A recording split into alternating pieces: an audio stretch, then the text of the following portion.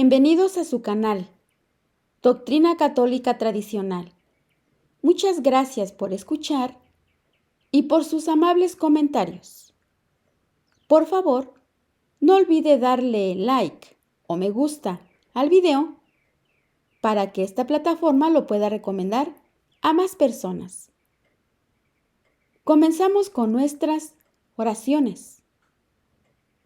Pater noster, qui es in celis, sanctificetur nomen tuum, adveniat regnum tuum, fiat voluntas tua, sicut in cielo et in terra. Panem nostrum quotidianum da nobis hodie, et dimitte nobis debita nostra, sicut et nos dimittimus debitoribus nostris, et ne nos inducas in tentationem, sed libera nos a malo. Amén. Ave María, gratia plena, Dominus tecum, benedicta tu in mulieribus, et benedictus fructus ventris tui, Jesús. Sancta María, Mater Dei, ora pro nobis peccatoribus, nunc et in hora mortis nostre. Amén. Sancte Micaele Arcángelum, defendenos in proelio, contra nequitiam et insidias diaboli, esto presidium. Imperet illi Deus, supplices deprecamur, tuque princeps militia celestis, Satanam aliosque spiritus malignos, qui ad perditionem animarum pervagantur in mundo, divina virtute in infernum detrude. Amén. Continuamos con el libro Catecismo Católico de la Crisis en la Iglesia, por el autor, el Padre Matías Gaudrón, de la Fraternidad Sacerdotal de San Pío X. Capítulo 4. El Concilio Vaticano II. ¿Qué es un concilio? Un concilio es convocado por el Papa.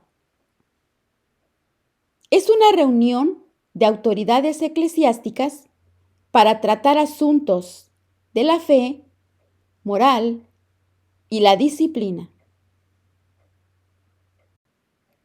¿Cuándo tuvo lugar el Concilio Vaticano II? El Vaticano II lo abrió el Papa Juan XXIII el 11 de octubre del año 1962. Juan XXIII murió al año siguiente, pero su sucesor, el Papa Pablo VI, prosiguió el concilio y lo concluyó el 8 de diciembre de 1965. ¿Duró el concilio más de 3 años sin interrupción? El Concilio Vaticano II incluyó 4 sesiones de menos de 3 meses, entre las cuales los obispos volvían a sus diócesis. La primera sesión, el 11 de octubre a 8 de diciembre de 1962. La única en el pontificado del Papa Juan XXIII. No promulgó documento. Se dedicó sobre todo a descartar el trabajo de la comisión preparatoria. ¿Qué lugar ocupa el Vaticano II entre los demás concilios? El Vaticano II fue el concilio número 21, concilio ecuménico. En cuanto a número de participantes, fue el más importante de la historia. Se reunieron 2000 obispos. ¿En qué se diferencia el Vaticano II de concilios anteriores?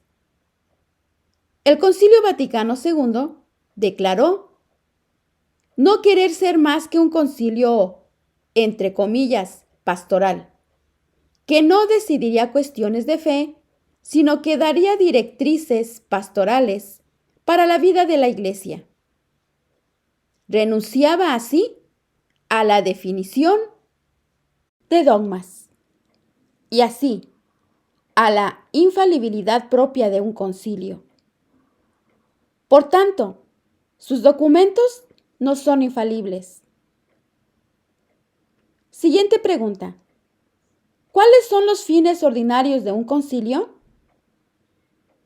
En su carta de convocatoria del Concilio Vaticano I, el Papa Pío IX indica que los concilios generales se convocaron sobre todo en épocas de grandes perturbaciones, cuando calamidades de todas clases echaban cimientos en los pueblos y en la Iglesia.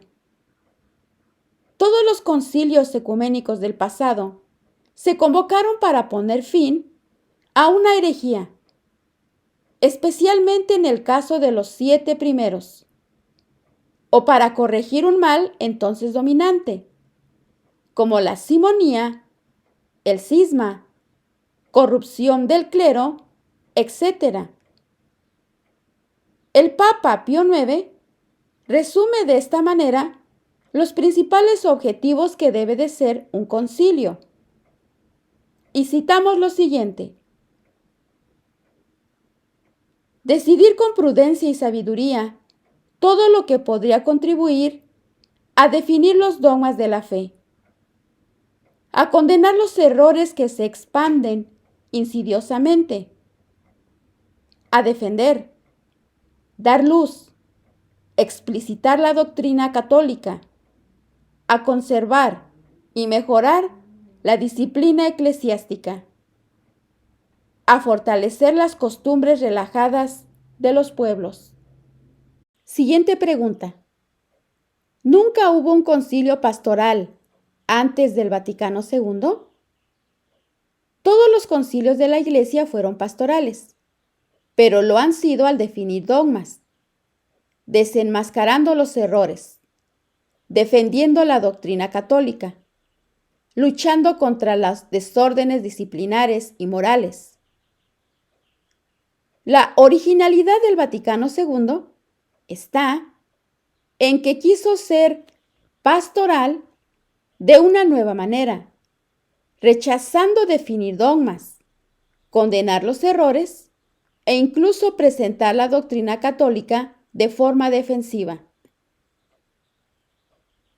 ¿No promulgó el Vaticano II documentos dogmáticos? El Vaticano II promulgó 16 textos, 9 decretos, 3 declaraciones y 4 constituciones. Entre estas, 2 se denominan, entre comillas, constituciones dogmáticas.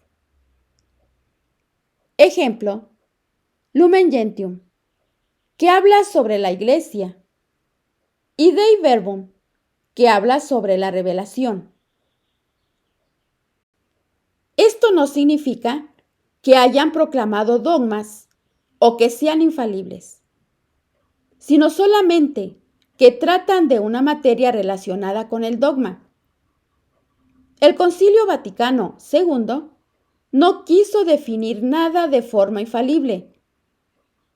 Pablo VI lo subrayó explícitamente el 12 de enero del año 1966, semanas después de la clausura. Dado el carácter pastoral del concilio, este ha evitado de manera extraordinaria proclamar dogmas afectados de la nota de la infalibilidad. La pastoralidad del Vaticano II se caracteriza por la adaptación de la Iglesia a nuestros tiempos. Todos los concilios han adaptado la Iglesia a sus tiempos, pero lo han hecho anatemizando los errores del momento, sancionando las desviaciones disciplinares o morales de la época, armando a la Iglesia contra sus enemigos. La adaptación no pretendía conformarse al siglo, sino resistirle mejor. No se trataba de complacer al mundo, sino de enfrentarse a él y derrotarlo para complacer a Dios. Juan XXIII y Pablo VI Buscaron, por el contrario, hacer a la Iglesia atractiva para el hombre moderno. ¿Expresaron Juan 23 y Pablo VI esta intención? Juan 23 declaró el 14 de febrero de 1960 lo siguiente: el fin primero e inmediato del concilio es presentar al mundo la Iglesia de Dios en su perpetuo vigor de vida y de verdad, y con su legislación adaptada a las circunstancias presentes, de manera que se conforme mejor a su divina misión y preparada para las sociedades de hoy y de mañana.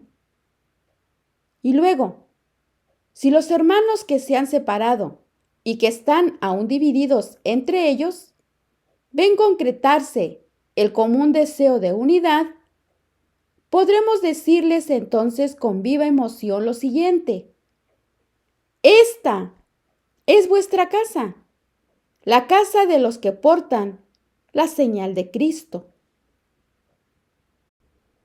El cardenal Montini, futuro Papa Pablo VI, declaraba en abril del año 1962 lo siguiente: la Iglesia se propone, mediante el presente concilio, entrar en contacto con el mundo. Se esforzará en ser amable en su lenguaje y en su manera de ser. Y durante el concilio, Pablo VI afirmaba en la encíclica Ecclesiam Suam número 80 lo siguiente: la Iglesia podría proponerse apartar los males que en esta, la sociedad, puedan encontrarse, anatemizándolos y promoviendo cruzadas en contra de ellos. Pero nos parece que la relación entre la Iglesia y el mundo puede representarse mejor por un diálogo. Siguiente pregunta. Es decir, que el Concilio Vaticano II quiso ser, desde el principio, un concilio de apertura y de diálogo.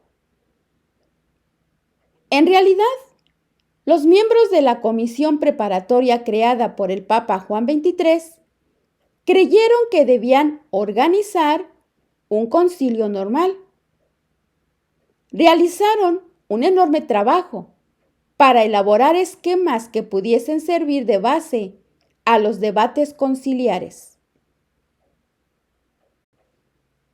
Pero, entre tanto, el Secretariado para la Unidad de los Cristianos, establecido también por Juan XXIII en junio de 1960, trabajaba en un sentido diferente. Finalmente, prevaleció la verdadera intención de Juan XXIII. Al inicio del concilio se despreciaron los esquemas preparatorios, considerados demasiado doctrinales, y el concilio se enfrascó en la vía preparada por el Secretariado para la Unidad. ¿Cómo preparó el concilio el Secretariado para la Unidad? Bajo la presidencia del cardenal Bea, el Secretariado para la Unidad preparó el concilio preguntando a los no católicos qué esperaban de la Iglesia. Contactó con los ortodoxos, los protestantes, los judíos, los comunistas y los masones. Y se comprometió incluso a que algunos de sus desiderata fuesen satisfechos. ¿Qué exigieron los ortodoxos y los comunistas? Para conseguir la presencia de observadores ortodoxos en el concilio, Juan XXIII se comprometió a que no se condenaría el comunismo. Monseñor Roche, amigo y confidente del cardenal Tisserand, lo atestigua de esta manera. El cardenal Tisserand recibió órdenes formales tanto para negociar el acuerdo como para vigilar su estricto cumplimiento durante el concilio. Cada vez que un obispo quería abordar la cuestión del comunismo, el cardenal intervenía desde su mesa del Consejo de la Presidencia. ¿Qué pidieron los judíos? En el número 1001 de Tribune Juive, del 25 al 31 de diciembre de 1987, Lázara Landau cuenta lo siguiente. Durante una tarde brumosa y glacial del invierno 62 al 63, acudí a una invitación extraordinaria en el Centro Comunitario de La Paz, en Estrasburgo. Los dirigentes judíos recibían en secreto, en el sótano, a un enviado del Papa. Al terminar el Sabbat, nos hallábamos allí unos 10 para recibir a un dominico vestido de blanco, el padre Ives Congar, encargado por el cardenal Bea, en nombre de Juan XXIII, de preguntarnos en vísperas del concilio qué esperábamos de la Iglesia Católica. Los judíos, al margen de la sociedad cristiana desde hacía 20 siglos, considerados a menudo como inferiores, enemigos y deicidas, pedían su completa rehabilitación. Surgidos en línea recta del tronco de Abraham, del que nació el cristianismo, pedían que se les considerase como hermanos, socios con igualdad de dignidad que la Iglesia cristiana. El mensajero de blanco, despojado de cualquier símbolo u ornamento, volvió a Roma con innumerables peticiones que satisfacieron a los nuestros. Tras difíciles debates, el concilio respondió a nuestras expectativas. La declaración Nostra Aetate, número 4, constituyó, me lo confirmaron el padre Congar y los 3 redactores del texto, una auténtica revolución en la doctrina de la Iglesia sobre los judíos. Las homilías y los catecismos cambiaron en pocos años. Tras la visita secreta del padre Congar a un lugar oculto de la sinagoga, en una fría noche de invierno, la doctrina de la Iglesia había conocido una mutación total. ¿Qué pidieron los protestantes y los masones? En septiembre del año 1961, el cardenal Bea se encontró en secreto en Milán con el pastor Wilhelm Wisserhoff, secretario general del Consejo Ecuménico de las Iglesias, es decir, de los organismos de origen protestante y muy masonizante. La libertad religiosa fue uno de los principales asuntos de la entrevista. Más tarde, el 22 de julio de 1965, en vísperas de la última sesión conciliar, el mismo Consejo Ecuménico de las Iglesias publicó la lista de sus 7 exigencias fundamentales en materia de libertad religiosa. Todas fueron satisfechas por el concilio en el documento Dignitates Humanae. ¿Qué conclusiones pueden extraerse de esta política de apertura que llevó a cabo el Vaticano II? Se ve claramente que el Vaticano II no fue un concilio como los demás. Los textos que promulgó, fruto de, entre comillas, un diálogo con el mundo, son más bien textos diplomáticos o publicitarios, destinados a dar buena imagen de la Iglesia, más que textos magisteriales que enseñan con autoridad y precisión las verdades de la fe. Ninguno de estos textos es por sí mismo infalible.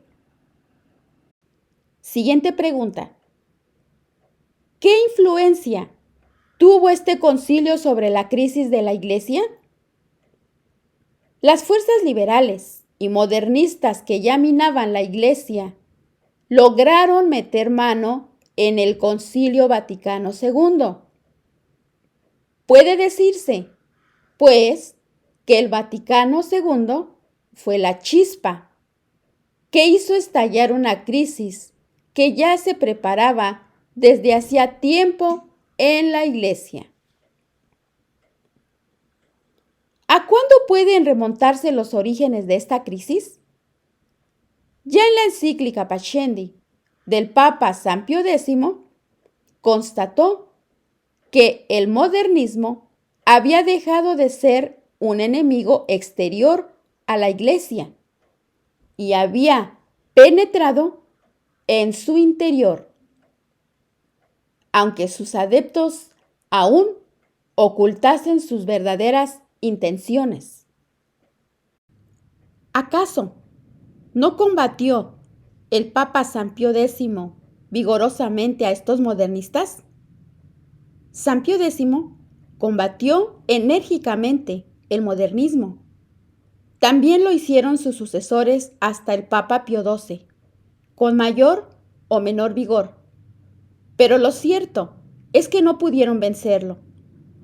La encíclica Humani Generis del Papa Pío XII, al condenar lo que se ha denominado Nueva Teología, en 1950, fue aceptada de boquilla, pero en realidad despreciada por muchos. Se continuó insistiendo en tesis condenadas, y en las casas de formación se animaba a los futuros sacerdotes a hacer lo mismo. ¿Puede decirse que el Vaticano II fue una revolución en la Iglesia? Que el concilio fue una revolución en la Iglesia lo proclaman algunos de sus mismos defensores. Así, el cardenal Suenens hizo un paralelismo entre el concilio y la Revolución Francesa, al decir que el Vaticano II había sido un 1789 en la Iglesia. El padre Yves Congar, teólogo conciliar, comparó el concilio con la revolución bolchevique y dijo lo siguiente: la Iglesia ha hecho pacíficamente su revolución de octubre. ¿Cómo metieron mano en el concilio los liberales? Gracias al apoyo de Juan XXIII y de Pablo VI, las fuerzas liberales y neomodernistas introdujeron en los textos del concilio un elevado número de sus ideas. Antes del concilio, la comisión preparatoria había redactado con esmero esquemas que reflejaban la fe de la Iglesia. La discusión y la votación habrían debido discurrir sobre estos esquemas, pero fueron rechazados desde la primera sesión del concilio y sustituidos por nuevos esquemas preparados por los liberales. ¿No hubo en el concilio defensores de la doctrina tradicional?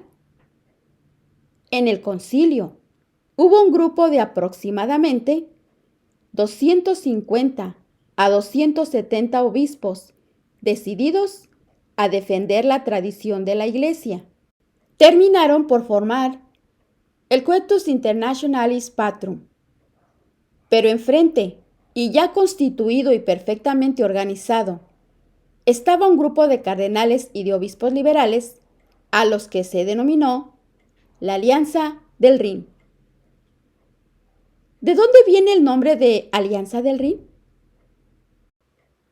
El nombre de Alianza del Rin viene del hecho de que los dirigentes de este grupo liberal, casi todos obispos de diócesis ribereñas del Rin. Este grupo inundó cada día el concilio con fotocopias en las que se decía a los obispos en qué sentido debían votar. De ahí que un periodista, el padre Ralph Wilken, pudiera titular su historia del concilio con el siguiente título: El Rin desemboca en el Tíber. Siguiente pregunta: ¿eran mayoría los innovadores? Como toda revolución, el Vaticano II no lo hizo la mayoría, sino una minoría activa y bien organizada. La mayoría de los obispos era indecisa e incluso bien dispuesta a seguir a los conservadores. Pero cuando vieron que los dirigentes de la Alianza del Rin eran los amigos personales del Papa y que algunos de ellos, entre paréntesis, los cardenales Dovner, Suenens y Lercaro, habían sido incluso designados moderadores del concilio, le siguieron. Así pues, los textos del concilio no son representativos de lo que pensaba la mayoría de los obispos en la apertura del concilio. Un teólogo del Partido Progresista, Hans Kung, expresó un día su alegría de que el sueño de una minoría se hubiese hecho realidad en el concilio. Y cito lo siguiente: nadie que haya estado aquí para el concilio volverá a casa igual que vino.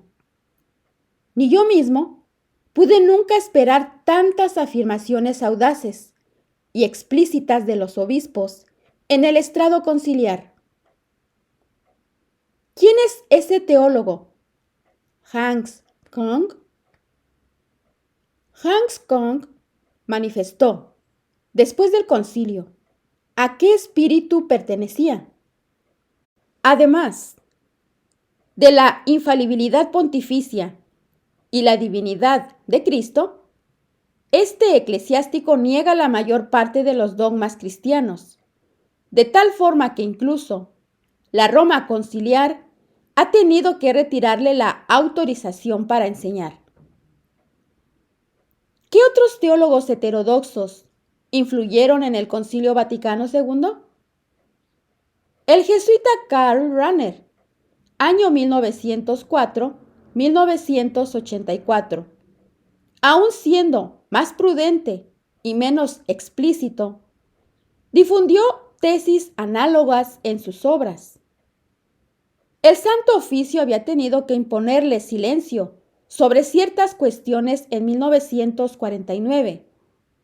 Sin embargo, tuvo una influencia inmensa sobre el concilio.